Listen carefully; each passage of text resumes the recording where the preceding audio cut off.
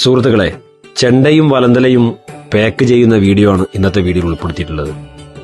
നിരവധി തവണ വിദേശ രാജ്യങ്ങളിലേക്ക് ചെണ്ടയും വലന്തലയും ഉൾപ്പെടുന്ന വാദ്യോപകരണങ്ങൾ കയറ്റി അയച്ചിട്ടുണ്ട്. എയർപോർട്ടിൽ പാക്കിംഗ് ചെറിയ ഒരു പൊതിയൽ മാത്രമാണ് ഉണ്ടാവുക. അതിനു മുന്നേ കാർഡ്ബോർഡ് ഷീറ്റ് കൊണ്ട് മുകളിൽ വെച്ച് ഇനി ഒരു റൗണ്ട് കച്ച കൂടി വെച്ച് കഴിഞ്ഞാൽ സുരക്ഷിതമായി ആ ഭാഗം പൂർത്തിയാകും. കുറ്റിയെ സുരക്ഷിതമായി എത്തിക്കാൻ ആവശ്യമായ കയർ വരുന്ന ഭാഗത്തും അതുപോലെ പാക്ക് ചെയ്ത് നമ്മൾ സാധാരണ ഉപയോഗിക്കുന്ന നല്ല ഒറിജിനൽ ബാഗുണ്ട്, ആ ബാഗ് സുരക്ഷിതമായി അതിനകത്ത് വെച്ച് പിന്നീട് എയർപോർട്ടിലെ പാക്കിംഗ് കൂടിയാകുമ്പോൾ വളരെ സുരക്ഷിതമായി നമ്മുടെ ഉപകരണം ഓടിയെത്തും.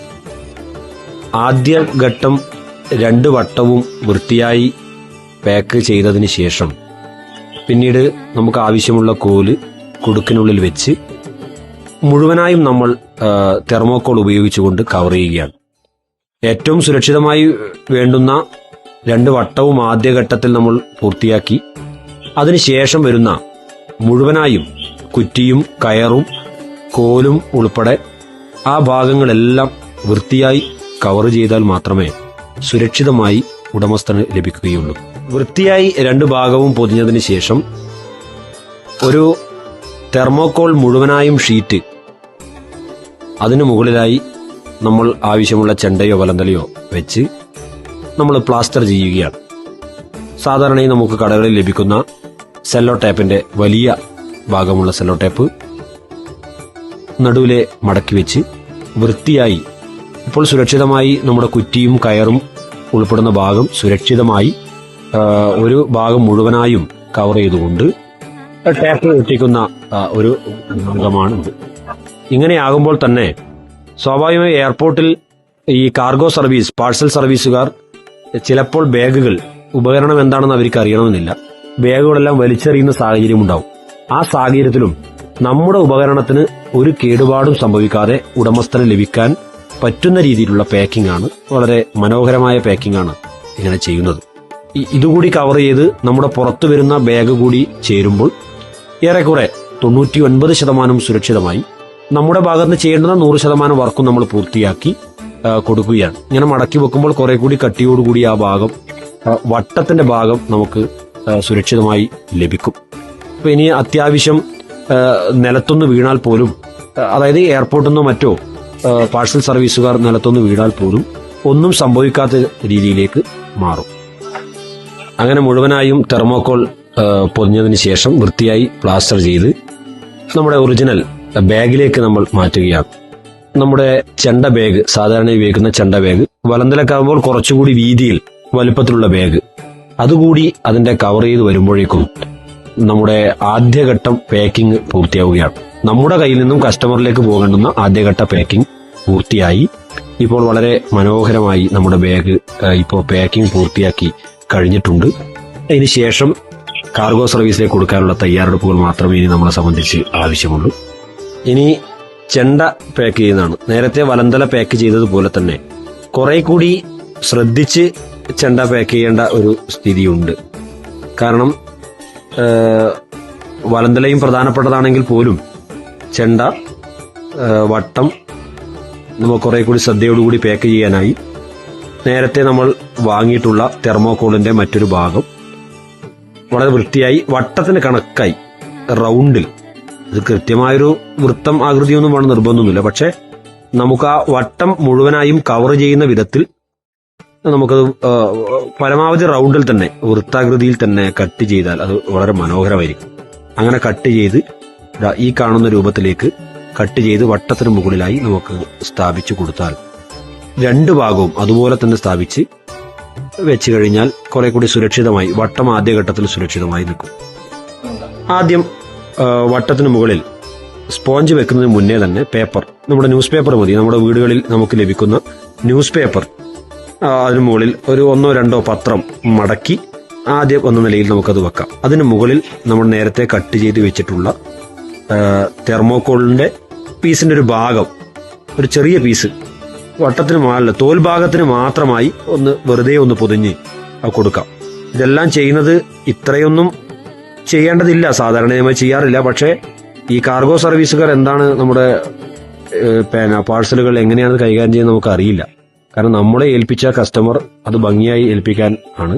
ചെണ്ട മാത്രമേ നമ്മളെ ഏൽപ്പിക്കുന്നുള്ളൂ, പക്ഷെ നമ്മളിത് ചെയ്തു കൊടുക്കുന്നതാണ്. നമ്മൾ ഇതുകൂടി ആദ്യം ഒരു റൗണ്ട് വെച്ച് വീണ്ടും നമ്മൾ നോർമലായി ലഭിക്കുന്ന ഫ്ലെക്സിബിളായ തെർമോക്കോളിന് ഉപയോഗിക്കുന്നത് പോലെ തന്നെ സാധാരണയായി നമുക്ക് നമ്മുടെ ഇലക്ട്രോണിക്സ് ഉപകരണങ്ങൾ വരുമ്പോൾ ലഭിക്കുന്ന വലിയ കട്ടിയുള്ള തെർമോക്കോൾ പീസ് നമ്മളൊരു പാത്രമോ മറ്റോ ഉപയോഗിച്ച് വട്ടത്തിന് കണക്കായ അളവിൽ ഒന്ന് കട്ട് ചെയ്തെടുത്താൽ നമുക്ക് ഏതാണ്ട് ഈ രൂപത്തിലേക്ക് നമുക്ക് സാധനം കട്ട് ചെയ്ത് ലഭിക്കും.